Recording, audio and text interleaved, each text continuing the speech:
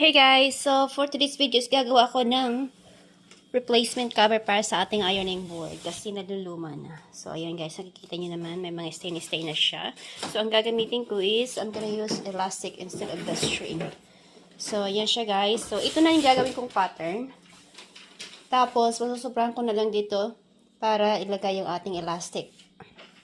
So, this is the materials that I'll be using for this ironing board cover. So, ilolay flat ko lang yung lumang cover, tapos ititrace ko lang siya, tapos lagyan ko lang ng allowance para sa ating elastic later on.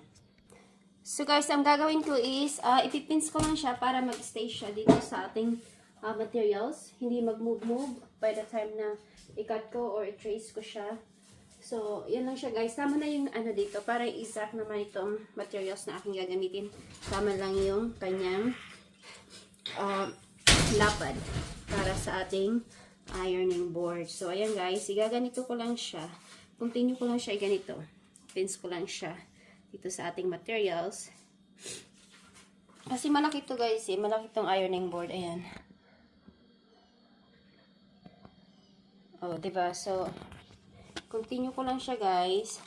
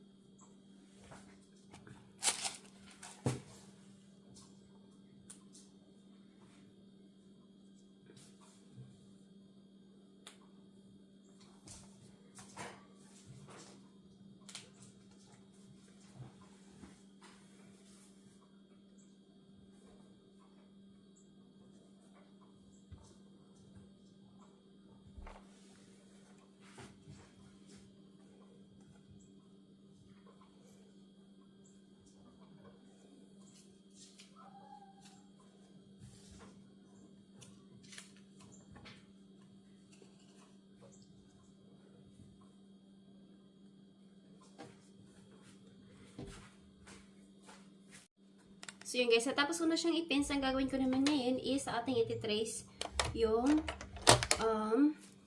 line niya.